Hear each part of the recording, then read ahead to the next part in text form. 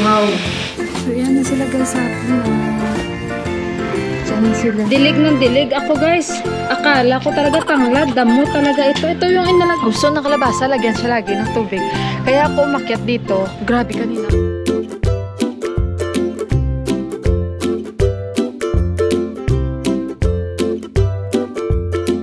Good morning guys. Tingnan nyo naman. Ito yung dala kagabi ni Deepak sa akin. Kasi, Yuhan, where's mama? So sabi niyo na nasa taas si mama.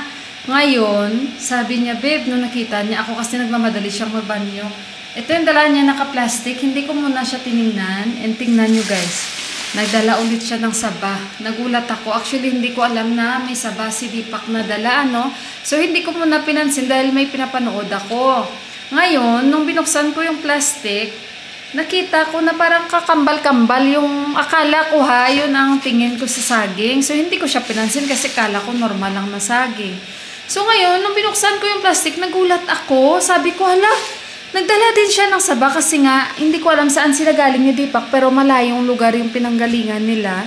So, kaya sabi ko, bakit isa lang ang binili mo? Actually, guys, sabi ko, hala, bakit siya bumili? Sabi ko, mayroon pa ako kasi naano ako baka magkaladurog-durog itong mga saba ko ba? Anong magsabi ako na bakit isa lang ang binili mo? Sana bumili ka ng mga green-green pa. Sabi niya, wala, puro yellow lahat. Pero guys, napakalayo na lugar na ito. Mamaya tanungin natin si Deepak kung ano ba ang lugar ng pinuntahan nila, kung saan ba. Kasi dito guys sa Kathmandu, wala kang makikita na saba guys. So kaya ngayon ang gagawin ko, yung iba, kasi mamaya bibili ako ng siplak. Ito Tsaka yung mga nasa box, tanggalin ko na. Yung iba ngayon, ilalaga ko ito. Tingnan nyo guys, medyo malaki ito. Malaki itong nabili ni Deepak. So ayun, and sobrang happy ako. And basta, ang daming...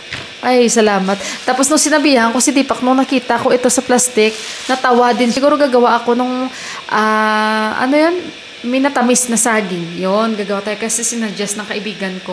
So, ayun, gagawa tayo guys. And ito, plum ito. Masarap ito guys. Ito yung mga plum nila. Favorite ko ito.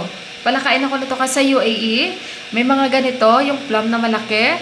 Kinakain ko yan. Paborito ko yan. Yung mga ibang kababayan na kaibigan ko, ayaw nila. Pero ito, isa sa paborito ko.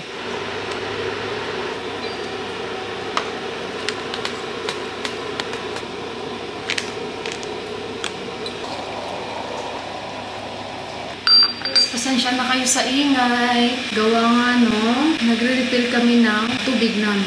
Yan pala guys, ano? Nugasan ko na ito, yung plum natin. Ito hindi ko na siya sinama kasi parang lutong-luto na siya. Separate ko lang ito. Baka magluto ako ng puchero. So, ayan. Ito na yung ating saba. Dami, diba? Ibabalatan ko ito at ilalagay ko yan sa mga ziplock and ilalagay natin sa freezer. So, yung mga iba kong saba, inilabas ko na sa box kasi nga sabi ni ate, ilabas mo na at ilagay mo na dyan, ihang ko daw dahil ang bilis nilang magdilaw. Try natin yung amoy niya guys. Siyempre hindi mo ma-i-deny saba talaga. Iba yung saging na normal. Malalaman niyo yung amoy eh. Saba talaga siya guys. Bombot. Ito yung dinala ni Deepak kagabi. Yan.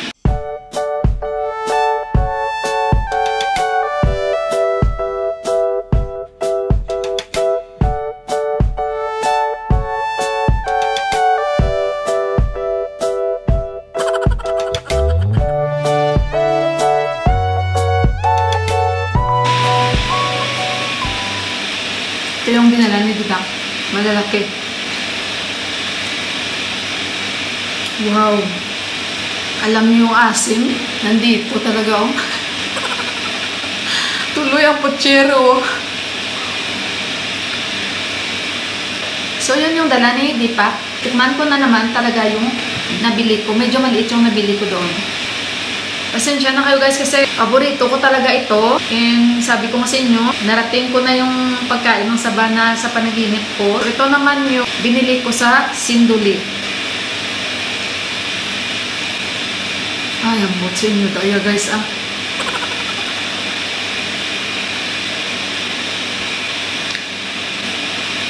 Very healthy kaya ito guys. Ang bilis na mga araw. Fresh day na ngayon, di ba? Parang kailan lang kami bumalik kami sa Sinduli. Ang bilis. Biyahe kami Saturday. Bumalik kami Sunday. Ay, hindi. Biyahe kami Friday, di ba? Bumalik kami Saturday.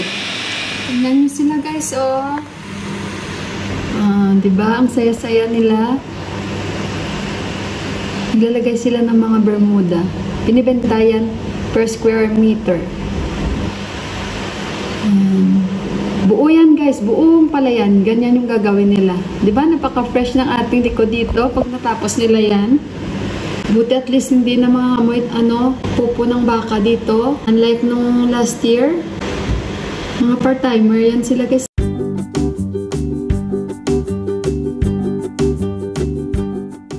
So yan na sila guys, hapon na.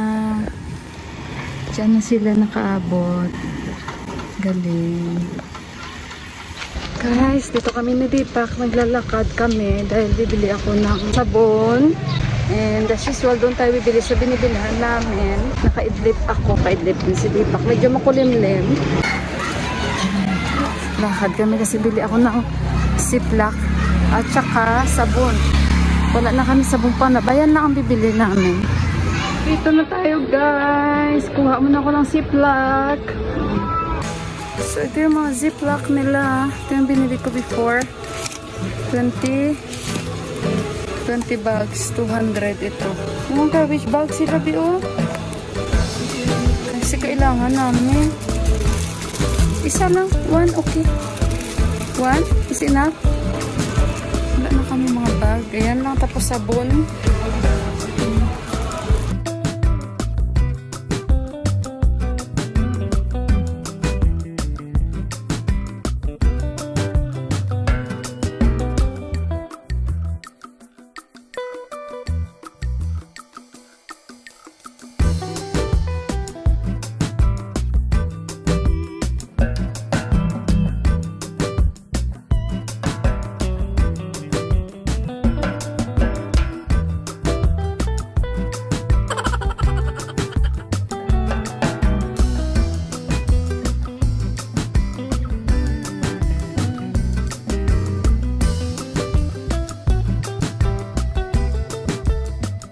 Ito yung binibili namin kasi mabango to guys. Hindi pa nangangati yung katawan ko kasi 'di ba?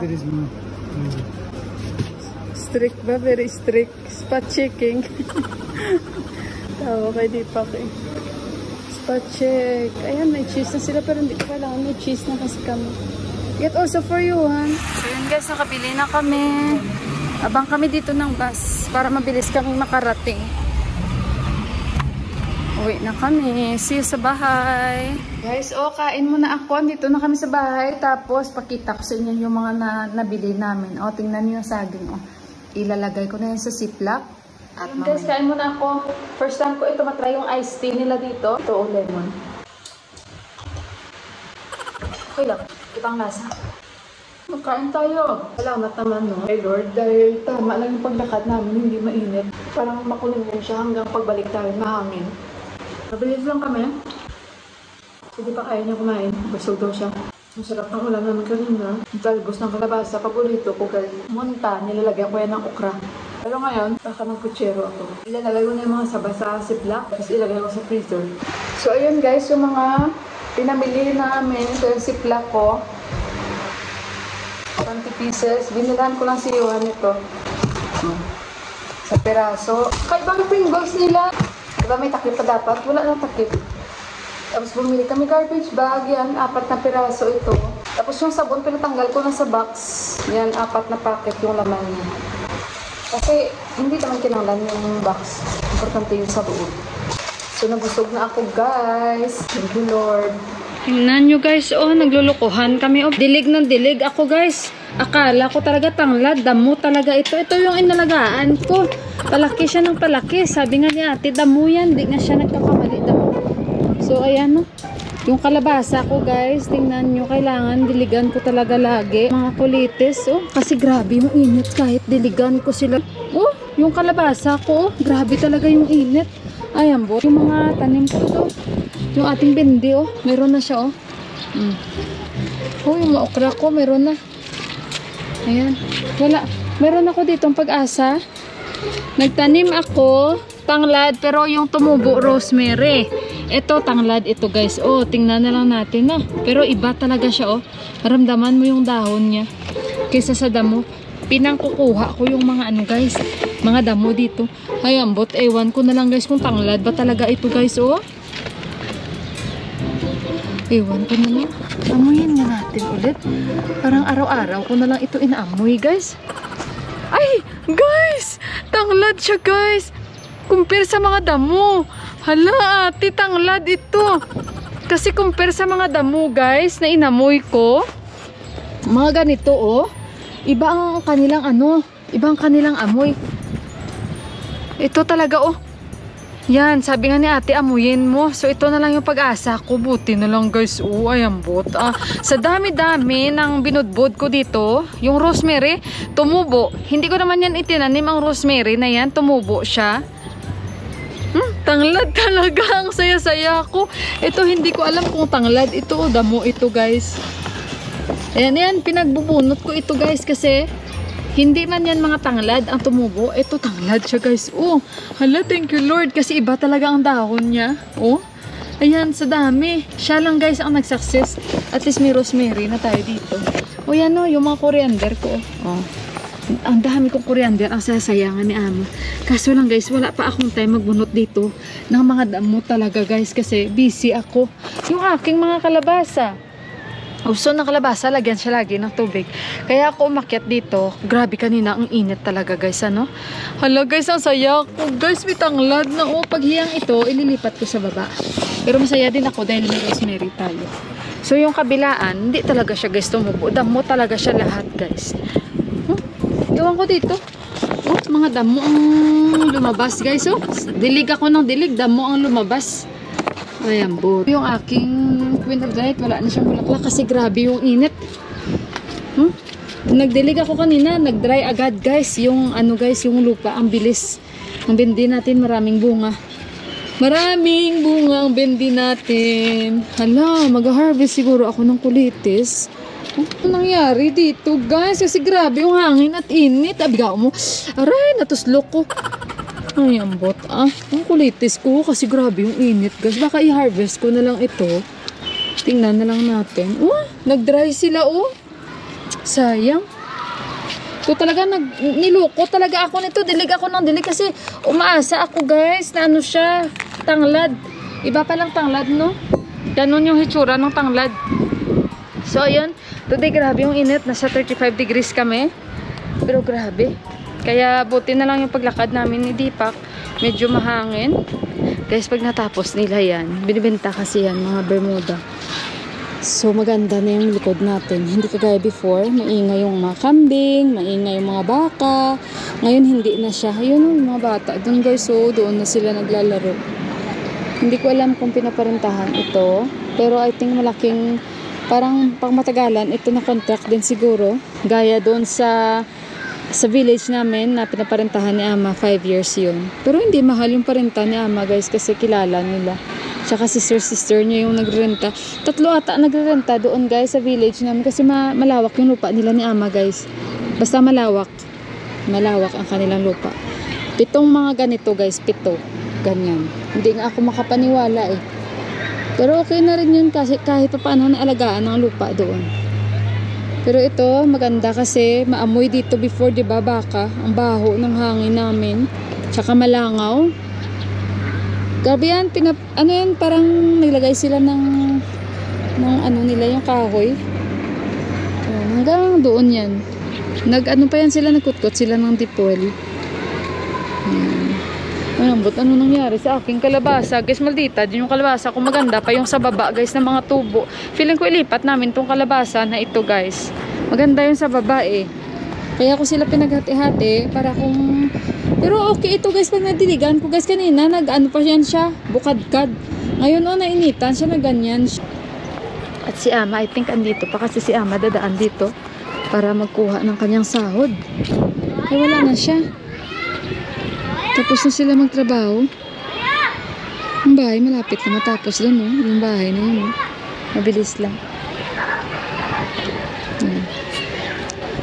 So ayun guys, i-end ko na yung ating vlog dahil ako ay bibili pa ng manok sa baba.